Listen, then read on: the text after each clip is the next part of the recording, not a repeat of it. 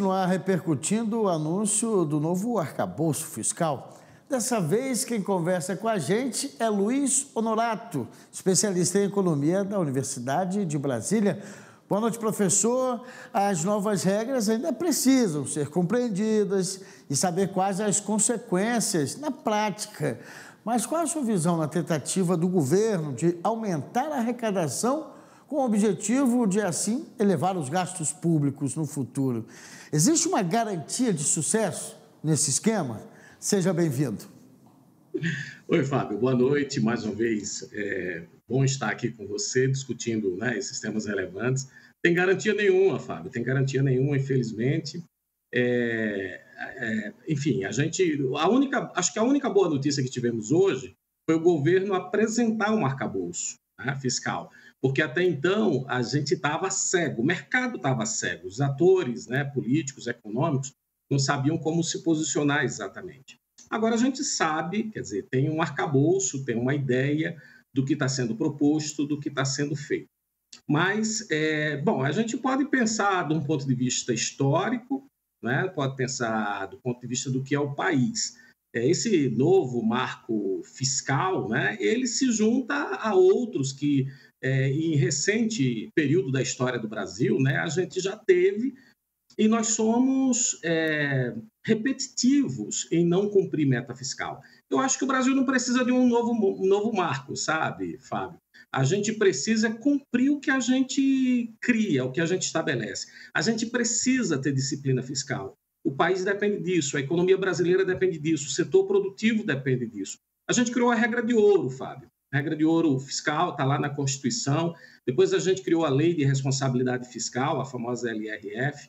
E aí, em 2016, eu acho, foi criado o teto de gastos. O teto de gastos era um limite para despesas do governo para, principalmente, conter a escalada, o crescimento da dívida pública, que era alarmante, que era preocupante naquela ocasião. E, de fato, ele teve êxito, ele foi furado várias vezes, por diversos governos, ele foi furado, o teto, mas ele era uma contenção. Agora, me parece que a gente tem um piso fiscal, o que é muito ruim, ao meu ver, ao meu entender. Como você muito bem disse, a gente está tentando entender, a gente está tentando ainda compreender a regra, tem algumas coisas que ainda não estão claras, mas o que está claro nesse primeiro momento é que a gente vai ter um piso. No mínimo, o governo vai gastar, vai crescer, vai aumentar, vai fazer aumentar o crescimento do seu gasto em 0,6% e ter um teto aí de crescimento também de 2,5%. É um orçamento, vai ter incentivos por parte desse governo, dos próximos governos, enquanto esse arcabouço estiver em uso, para que se aumente a receita fiscal, porque aumentando a receita fiscal, você dá margem para crescimento da despesa. A gente sabe, Fábio, que governos têm todos os incentivos em aumentar a despesa. Por quê? Porque com a despesa aumentada, com mais disponibilização de recursos, ele pode implementar as suas políticas públicas, ele pode cumprir suas promessas e atender também ao seu eleitor mais fiel e cativo. Então, há um incentivo natural. Teve um famoso economista no passado que dizia que gastos públicos é como as nossas unhas e nossos cabelos. Precisam ser cortados sempre, porque elas crescem vegetativamente. Aliás, foi um termo que o ministro usou, inclusive, um crescimento vegetativo do gasto para atender às demandas sociais. O Brasil tem demandas sociais, precisa crescer o gasto público? Precisa, a gente sabe que precisa. Nós temos muitas demandas sociais. Agora, a gente tem um teto, a gente tem uma restrição.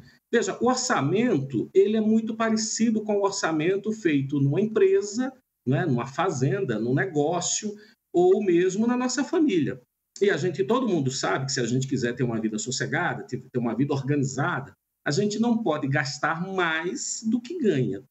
Portanto, o governo não poderia se aventurar em gastar mais do que arrecada. Porque se ele começa a deixar déficits sucessivos e importantes, o que vai acontecer é um aumento da dívida pública. Essa dívida pública pode se tornar insustentável em algum momento, e aí você tem saídas que não são das melhores. Por exemplo, o mercado pode cobrar um prêmio mais elevado, né, para poder financiar essa dívida. O que quer dizer isso? Você, pai de família que tem tesouro direto, que tem investimentos papais do governo, vai querer cada vez uma taxa de juros mais elevada. Então, isso força a elevação da taxa de juros. Então, né, o governo que tem aí 3 meses, que criou aí, que esteve, né, no embate junto ao Banco Central Independente, né, do Brasil, para uma queda quase que forçada da taxa de juros, apresentar um plano que você, ao invés de um teto, tem um piso de gastos, em que você cresce no mínimo 0,6% ao ano, veja, 0,6% ao ano em períodos de recessão, períodos de não crescimento econômico, né? Porque o pessoal que é no governo, né, e o atual governo, acredita, assim como boa parte da população do Brasil, e ele foi eleito, né, legitimamente para isso, acredita que é o governo motor da economia, que gasto é vida, que gasto alavanca, né, ou faz crescer a economia de um país, que o governo é o melhor planejador ou melhor alocador de recursos de uma sociedade.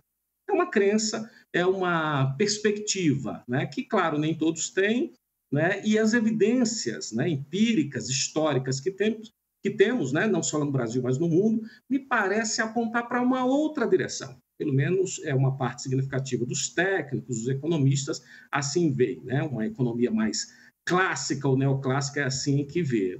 Os mais heterodoxos veem diferente e têm diversas abordagens e maneiras de ver essa relação.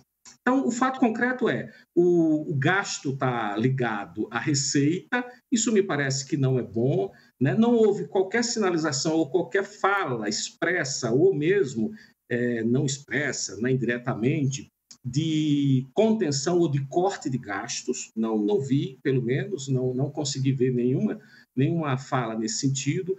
O ministro, né, da Fazenda, da Economia, garantiu que não haveria novas receitas tributárias, aumentos de impostos, mas ele fez algumas sinalizações que me parece que é importante a gente prestar atenção, né? Ele usou algumas frases que chamam a atenção.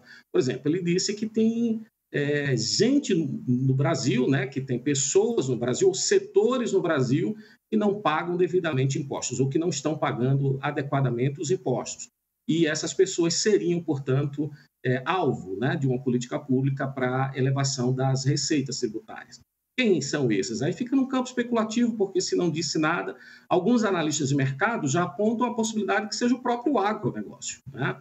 Por quê? Porque é o setor mais pujante da economia brasileira, sempre foi, né? Vai continuar sendo, nós temos vantagens comparativas inigualáveis em relação ao agronegócio, pelas nossas características, pela nossa natureza, e é um setor que sempre está sendo apontado, e me parece que com razão, de ter algumas vantagens ou alguns privilégios setoriais relacionados à tributação em relação a isso. Então, talvez isso seja um sinal que o agro vai talvez, receber um tratamento especial com relação à tributação. Mas o arcabouço ele tem um lado bom, Fábio, se me permite dizer. O lado bom é o seguinte, é que pelo menos o governo se posicionou, falou, apresentou um marco, porque no começo ele só dizia temos que gastar mais 100, 200, 300 bilhões para poder cumprir as promessas de campanha ou as demandas sociais, tanto faz como preferir, né? E não dizia exatamente de onde vinha. Ainda assim, não fica claro se esse arcabouço prometido, né, se ele vai efetivamente entregar, né, esses resultados. Por exemplo, se a gente for analisar o que foi dito, né, o planejamento, o arcabouço prevê que esse ano ainda teremos um déficit, né, o país tem apresentado déficits fiscais sucessivos, né, e no caso de 2020 foi bastante significativo, tinha uma razão para isso e tal, mas a gente vem apresentando déficits significativos há algum tempo, não é de hoje, e o Ministério prometeu ou apontou para o centro da sua meta ser um déficit ainda de menos 0,5%, menos 0,5%. Ele também falou numa banda, né? Está sendo proposto uma banda inferior e superior que faz aí um grau de liberdade para você ter margem para se não atender no centro da meta, mas você ficar dentro de bandas. Bom, o que acontece? Então, ele está propondo que esse ano já tem um déficit de 0,5. Algumas casas, né? Algumas casas já fizeram estimativas e diz o seguinte: para a gente alcançar, acho que o Bradesco foi uma que divulgou estudos já preliminares sobre isso, e que diz o seguinte: olha, você precisaria aumentar a receita fiscal aí na casa dos 100 bilhões de reais para esse ano. De onde viria esse dinheiro? Né? Se não vai ter receita tributária nova, se não vai ter novos impostos, se não vai ter nenhum achatamento, né, nos ganhos ou na renda do trabalhador, do empresariado, o governo vai tirar de uma fonte de uma receita não recorrente, temporária. Isso não ficou claro, eles não anunciaram ainda isso, mas as casas, né, têm feito as contas e têm chegado a resultados um pouco diferentes do que o governo tem apontado. Por exemplo, esse superávit de 1% em 2026, com elevação de impostos, ainda assim não se consegue imaginar de onde se tiraria tanto recurso, né, sem corte de gastos, sem corte de despesas, para se alcançar esse 1% de superávit no ano de 2026. Então, ainda existem muitas perguntas. Né? O mercado como um todo, né, o mercado financeiro, sobretudo, respondeu bem, né? A bolsa subiu aí 1,8% no dia de hoje, mas aí você tem que levar em consideração também todas as quedas sucessivas que tivemos recentemente por causa das incertezas, por causa das dúvidas que se tinha com relação à regra fiscal do novo governo, né? O teto de gasto parecia já ter sido rejeitado. Né? Então, o fato de não ter regra, o fato de não saber para onde vai, era muito pior. Agora, pelo menos, já se sabe. Acho que não causa surpresa para ninguém. Não é? É um governo que, de fato, nas suas crenças, nas suas promessas de campanha, prometia isso, prometia, assim, cuidar, não é? Expandir as políticas públicas, cuidar de algumas políticas sociais de forma diferente do que vinha sendo feito, né? Mas, lamentavelmente, essa é a parte ruim de lembrar, não é? Que essas coisas todas têm custos, né? E os custos incorrem para toda a sociedade, né? E a gente agora tem que se deparar com isso. Bom, ainda tem um outro aspecto, né, que eu posso, acho que talvez encerrar minha fala, que já está longa, que é que esse arcabouço ainda precisa ir para o legislativo, precisa ser aprovado, né? Vai ser aprovado? A gente não sabe, né? E se for aprovado, será aprovado como proposto ou alguns cortes ali, algumas modificações poderiam ser feitas e de que natureza? Para melhor ou para pior? Bom, a impressão que eu fiquei, né, e acho que isso é quase não sei se um consenso, mas é a percepção talvez da maioria dos agentes de mercado e de quem está observando a cena, né, do orçamento público brasileiro, é de que as contas vão ser difíceis de serem fechadas. Não é? O Brasil precisaria crescer, o Brasil precisaria surfar aí num boom de commodities, talvez a China, né, tendo uma recuperação significativa, muito maior do que a gente está imaginando ou do que a gente espera. Mas o cenário econômico internacional não é dos mais animadores. Né? A gente está aí com vários riscos, com várias situações difíceis, Estados Unidos, Europa e China, com dificuldades, né, para crescimento econômico, para todos eles enfrentando os problemas inflacionários, como nós também, e, aliás, talvez a gente tenha um problema menor que eles, né, nesse sentido.